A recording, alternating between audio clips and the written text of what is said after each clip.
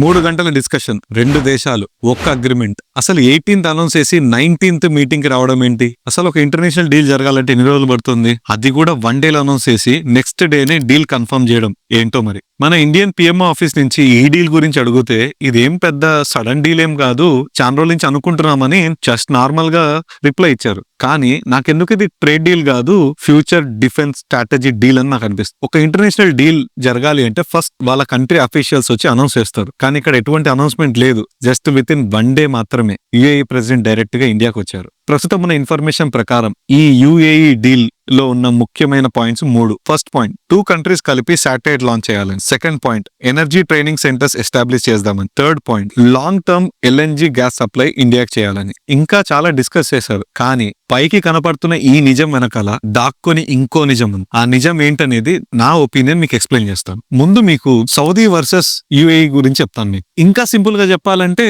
Riyadh versus Dubai అని చెప్పొచ్చు. ఎందుకంటే ఒక ఇంట్లో 2 అన్నదమ్ముల్లో ఎవరు ఎక్కువ ఉన్నా అని ఇంకొకరు ఈర్ష్య ఉంటుంది కదా, అదే పరిస్థితి ఇక్కడ ఉంది. దుబాయ్ రియాద్ కంటే చాలా అడ్వాన్స్ ఇన్ఫ్రాస్ట్రక్చర్ వైజ్ గానీ, ఎకానమీ వైజ్ గానీ, అన్ని రకాలుగా అన్ని ఫ్యాక్టర్స్ లో రియాద్ కంటే దుబాయ్ టాప్ లో ఉంటుంది. ఇంకా సింపుల్ గా చెప్పాలంటే గల్ఫ్ కంట్రీస్ మొత్తంలో అందరికి దుబాయ్ తెలుసు కానీ రియాద్ అనేది ఎవరికి తెలియదు. పేరుకి ఇది క్యాపిటల్ మాత్రమే, కానీ దుబాయ్ టాప్. మీకు అర్థమయ్యే భాషలో చెప్పాలంటే for example Baahubali versus Ballal Dev మీకు తెలుసు కదా, ఇద్దరు ఈక్వల్ స్ట్రెంగ్త్, అన్ని ఈక్వల్ గానే ఉంటారు. కానీ బాహుబలికే క్రేజ్ ఎక్కువ. ఫర్ ఎగ్జాంపుల్ మీరే ఆలోచన చేయండి, మీకు తెలిసినంత వరకు గల్ఫ్ కంట్రీస్ లో ఎవరైనా దుబాయ్ ని ఈజీగా రికగ్నైజ్ చేస్తారు కానీ అదే సౌదీ అరేబియా క్యాపిటల్ అంటే కూడా ఎవరికి తెలియదు, రియాద్ అనే పేరు కూడా ఎవరికి తెలియదు. సో ఈ దుబాయ్ డామినెన్స్ తగ్గించి రియాద్ డామినెంట్ అవ్వాలని చెప్పి సౌదీ ప్లాన్ తో విజన్ 2030 స్టార్ట్ చేసింది అనమాట. ఇన్ఫ్రాస్ట్రక్చర్ వైజ్, ఎకానమీ వైజ్ అన్ని ఫ్యాక్టర్స్ తో తనే ముందుండాలని చెప్పి ఈ మిషన్ ని స్టార్ట్ చేసి. అసలు వీళ్ళిద్దరి మధ్యలో కాన్ఫ్లిక్ట్ మొదలైన ప్లేస్ ఎక్కడో తెలుసా?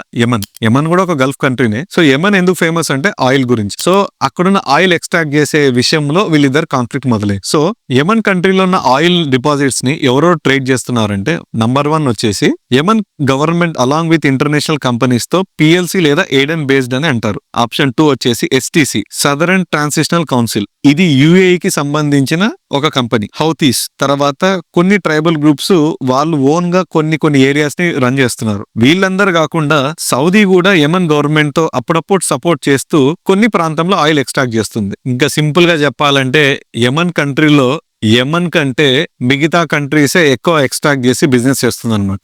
అయితే సౌదీ అరేబియాకి వచ్చేసి విజన్ 2030 చాలా స్ట్రాంగ్ గా చేయాలని డిసైడ్ అయింది కదా. అయితే దానికి సౌదీ ఏం ప్లాన్ చేసిందంటే ప్రైస్ ఇంక్రీజ్ అయితే ఫండ్ ఎక్కువ వస్తుంది అన్న ఒక పాలసీని ఫిక్స్ అయింది. కానీ యుఏఈ ఇక్కడ దుబాయ్ ని ఎంత తొందరగా ఇంకా ఎస్టాబ్లిష్ చేస్తే ఇంకా ఫండ్ వస్తుంది అని టూరిజం డెవలప్ చేయాలన్న థాట్ ప్రాసెస్ లో ఆయిల్ ఎక్కువ సేల్ చేస్తే మనకి ఎక్కువ ప్రాఫిట్ వస్తుంది అనేది యుఏఈ వర్షన్. సౌదీ వర్షన్ ఏమో ప్రైస్ ఇంక్రీజ్ చేయాలని, యుఏఈ వర్షన్ ఏమో క్వాంటిటీస్ ఎక్కువ సేల్ చేయాలని. ఇక్కడ మొదలైంది కాన్ఫ్లిక్ట్. అసలు యమన్ కంటే సుడాన్ కాన్ఫ్లిక్ట్ లో వీళ్ళిద్దరు ఎదురెదురయ్యారు. ఎలా అంటారా? యుఏఈ వచ్చేసి ఆర్ఎస్ఎఫ్ అంటే ర్యాపిడ్ సపోర్ట్ ఫోర్స్ కి సపోర్ట్ చేసింది. మరి సౌదీ దానికి ఆపోజిట్ అయిన ఎస్ఏఎఫ్ సుడానీస్ ఆర్మర్డ్ ఫోర్సెస్ కి సపోర్ట్ చేసింది. ఈ సుడాన్ కాన్ఫ్లిక్టే కాకుండా ఇంకొక విషయంలో కూడా సౌదీకి యుఏఈ అంటే నచ్చదు. ఎందుకంటే యుఏఈ ఇజ్రాయెల్ తో డైరెక్ట్ గా ఫ్రెండ్షిప్ చేయడం. టోటల్ గల్ఫ్ కంట్రీస్ మొత్తానికి బద్ధ శత్రువు ఎవరు అంటే ఇజ్రాయెల్. మరి అలాంటి ఆ ఇజ్రాయెల్ తో యుఏఈ ఫ్రెండ్షిప్ చేయడం సౌదీ అరేబియాకి నచ్చలేదు. సో ఈ ఎంటైర్ ఫ్లాష్ బ్యాక్ నేను ఎందుకు చెప్పినా అంటే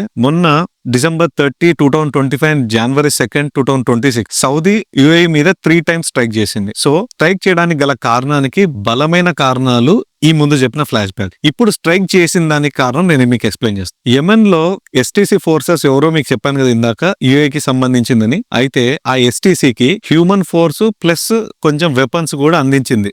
దీన్ని సౌదీ అరేబియా వాళ్ళు థ్రెట్ లాగా భావించారు. ఇదే టైంలో సౌదీ అరేబియాకి సంబంధించిన కొన్ని ప్రాంతాల్లోకి ఎస్టీసీ వాళ్ళు రావడం, సో దాంతో వీళ్ళని ఆక్యుపై చేస్తానన్న బ్రహ్మలో వాళ్ళు అనుకుని ఎయిర్ స్ట్రైక్ చేయడం. సో గల్ఫ్ కంట్రీస్ మధ్యలో రిలేషన్షిప్ బానే ఉంది. కానీ మన ఈ ఇందాక చెప్పిన కాన్ఫ్లిక్ట్స్ వల్ల సౌదీ అరేబియా వాళ్ళని అనుమానించి వాళ్ళ మీద దాడి చేసింది. కానీ ఎస్టీసీకి అదే టైంలో వెపన్స్ ఇవ్వడం, హ్యూమన్ ఫోర్స్ ఇవ్వడము, అక్కడికి పంపించడం అనేది యుఏఈ చేసిన తప్పు. ఇప్పుడు అసలు యుఏఈ ఇండియాకి రావడానికి గల కారణం నా ఒపీనియన్ ఏంటంటే శత్రువుకి శత్రువు అజాత శత్రువు అని మీకు ఆ డైలాగ్ తెలిసిందే కదా. సో మీకు సింపుల్ గా చెప్తాను, ఇండియాకి పాకిస్తాన్ పడదు, మీకు అందరు తెలుసు. మరి పాకిస్తాన్ కి బాగా క్లోజ్ అయిన ఫ్రెండ్ ఎవరో తెలుసా? Saudi Arabia. సో సౌదీ అరేబియాకి పాకిస్తాన్ దగ్గర ఉన్న వెపన్స్ అండ్ మిలిటరీ పాకిస్తాన్ గనక తనకు సప్లై చేస్తే ఇన్ కేస్ వీళ్ళిద్దరి మధ్యలో కాన్ఫ్లిక్ట్ గనక పెద్దగా అయితే అప్పుడు తనకు సపోర్ట్ ఇవ్వాల్సిన కంట్రీ ఏది? అఫ్ కోర్స్ ఇండియానే కదా. అందుకే ఈ డీల్ చేయడానికి వచ్చిందనేది నా జస్ట్ ఒపీనియన్ మాత్రమే. టర్కీతో పాటు పాకిస్తాన్, సౌదీ అరేబియా కలిసి ఒక ఇస్లామిక్ నాటో ఫామ్ చేయాలనే ఆలోచనలో కూడా ఉన్నారు. సో దీని భాగంగానే